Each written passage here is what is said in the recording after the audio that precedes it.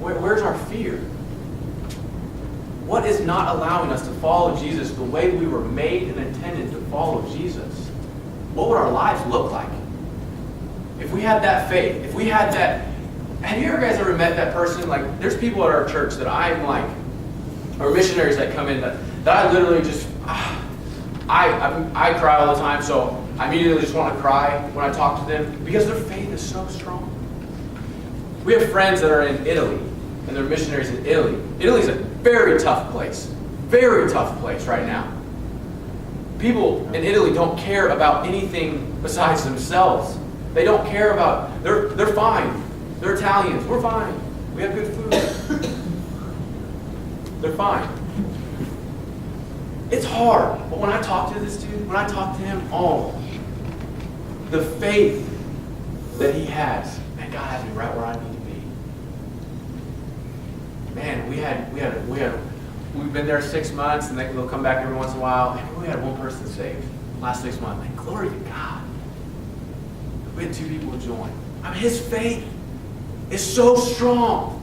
His faith is so big, and he's in a place where he has all of these fears surrounding him. Do you know people like that? Have you ever met someone like that? It's powerful. That's because that's the way we're supposed to follow Jesus. That's the way we were made on purpose to follow Jesus. With that faith. The person that I believe that had this figured out the best was the Apostle Paul. Paul was the man. You know, Paul wrote the majority of the New Testament, and Paul's letters. He's just so bold. He's just such strong faith. Paul, if you guys didn't know, Paul actually was stoned to death. He was stoned, and his body was not moving anymore. The air was not going in his lungs. But he didn't die. He just his body was drugged away, and then he came to. Paul was stoned to death. I mean, Paul was thrown into probably every prison. His name's probably on every prison wall. He's just thrown into prisons. He was stoned to death. They stopped because he thought he was dead. That's why I put it in quotes, but he wasn't dead. Paul, I feel like, had better than anybody, had this faith overriding fear thing figured out. Because Paul, we will not go through anything that Paul went through. And if we're honest, if I'm honest with myself, if I went through a quarter of what Paul went through, I would be scared for my life everywhere I went. And if we see in Paul's life, he's not scared at all about anything.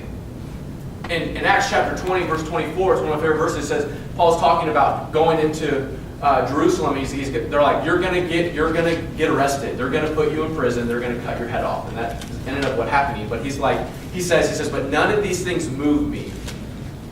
Nor do I count my life dear to myself, that I may finish this race with joy. Paul got this. Paul understood this faith that it takes to override fear. And in 2 Corinthians, we're going to get through this. I told you this last week. We'll get through it. In 2 Corinthians chapter 4, don't turn there, it says, therefore we do not lose heart, even though our outward man is perishing, yet the inward man is being renewed day by day. For our light afflictions, which is but for a moment, is working for us a fear more exceeding an eternal weight of glory. While we do not look at the things which are seen, but at the things which are not seen. For the things that are seen are temporary, but the things that are not seen are eternal. Paul has this figured out. Paul understands that we were made for more. We weren't made to fear conversations that we're supposed to be having. And so I'm not saying something, I want to be clear, I'm not saying like, let's go get a sign, let's go and stand on the street corner and just have tomatoes thrown at us. And it's like, okay, I'm not scared of people making fun of me. Maybe if that's what God wants you to do, go do it. But I'm just talking about the little things that stop us. The little fears that we have that are so temporary. Paul, the key thing in that for me in my life is he says, for our light afflictions. What? Oh, me being made fun of in school for not cussing, or me being made fun of for being a virgin when I got married, Those are light afflictions, Paul. You got stoned, dude. That's not light afflictions. How big was his faith? How big is our faith? That changes things. And we could say, okay, well, we don't really hang out with a lot of people at work, the people we work with, they're saved. Our family life is good. All of our kids know, all of our grandkids know, everybody knows about Jesus. I'm just surrounded in a Jesus bubble. Okay? So I don't really fear anything.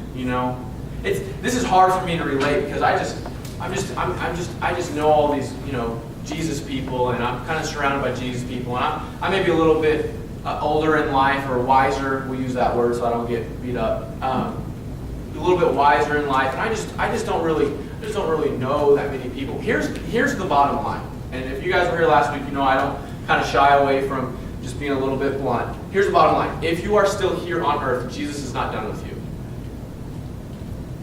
Whatever your age is, whether you're my age, you're 5 years old, you're 100 years old, whatever it is, if we believe God's sovereign, if we believe God's in control, which we all do, I hope, God is not done using us.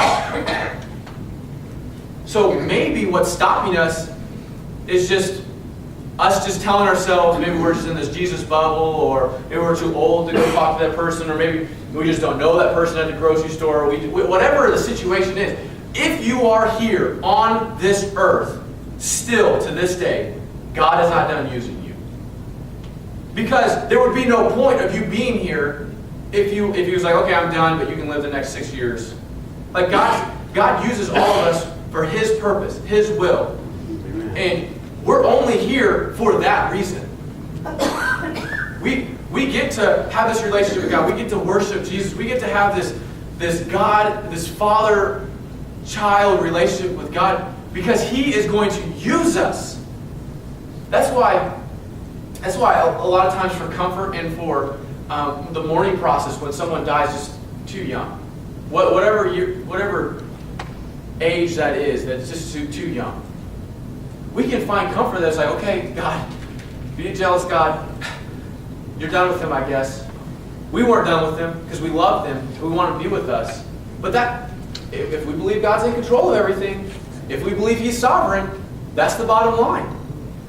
So if I'm still here in Owasso, where I told last week I didn't want to be, and I'm still living here, God's not done with me.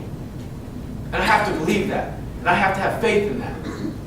I can't let me maybe having all these Christian friends and doing my same thing over and over again and making the same steps week by week and doing the same thing week by week and seeing the same people week by week. I need to get out of that routine and know that I'm here for a purpose still. God is wanting to use me still, right now, in my pre-appointed times and pre-appointed dwelling places that He talks about in Acts 17. God is wanting to use us now. So don't let fear get in the way of that. This is something that I wrote down, and I go through these teaching circuits because I'm really not, I don't have this teaching thing figured out. Like I told you, this is my third time. Well, if we count the last two Sundays, this will be my fourth time. So I don't have this figured out. So I do these like step-by-step outline stuff that I get online through from college and stuff like that. And they're really big on this. They say, get a bottom line. Get something that can be tweeted, or Facebook status. I don't know where we're at. Something that's 160 characters. We'll put it that way. So it's like, get this bottom line. And when I'm studying this, I was trying to figure out what the bottom line was, so I could kind of go past the next part of the outline. But this is kind of what I feel like God kind of revealed to me. It says, we are urged by Jesus to take the ultimate risk with the promise that the process will help us understand the ultimate reward. I'm going to read it one more time. We are urged by Jesus to take the ultimate risk with the promise that the process will help us understand the ultimate reward. What if we got to a place where our faith was that strong? Individually. What if each one of us got to a place where our faith was just as strong as Paul's? What if we all got to a place where we weren't afraid of those conversations? What if we all got to a place that we weren't afraid to have that conversation with the clerk at the grocery store? Oh, that maybe you don't work and maybe you don't have neighbors. That's something that we all do. What if we had that faith? What would this church look like? We just thought about it. We just thought about the faith that we're talking about. The faith to follow Jesus fearlessly. What would this church look like? What would maybe your family look like? We'll start there. What would your family look like? What would this church look like? And ultimately, what we talked about on Sunday night, what would this city look like? That's how things progress. That's how big our God is. What if we have this faith that casts out fear? What if we were more worried about things that are eternal than things that are temporary? What if we had that prayer? What would our lives look like? I'm telling you right now, my life would look differently. And I'll just be real with you guys. I don't have this figured out. My life would look a lot differently if I wasn't worried about how to pay my house off. And I was more worried about how to reach the people at my work that don't know Jesus. My life would look differently. And this is hard for me to swallow. There's a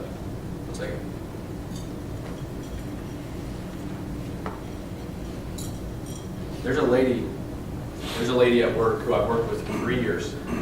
I prayed for her.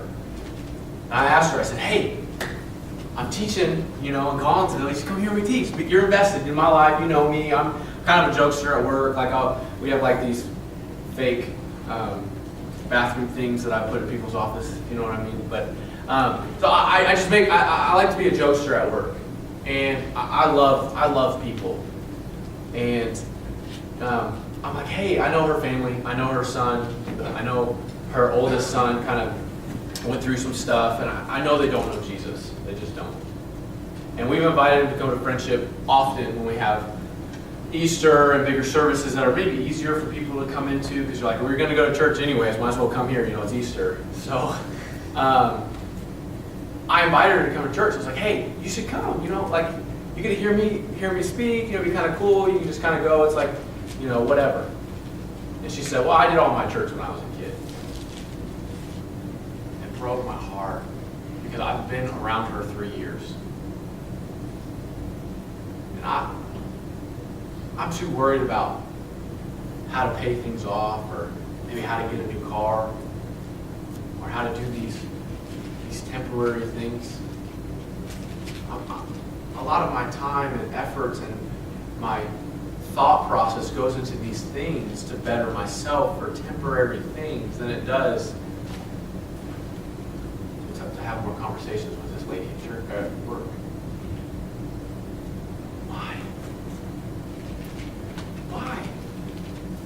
Why am I so caught up in temporary things? Why can't I have that faith that Paul has that says, man, don't worry about those things, those light afflictions, those little tiny little things that can get us caught up. Let's focus on things that are eternal. Two things that I want us to get. I want us to start praying these two things. And we're going to kind of wrap up with this.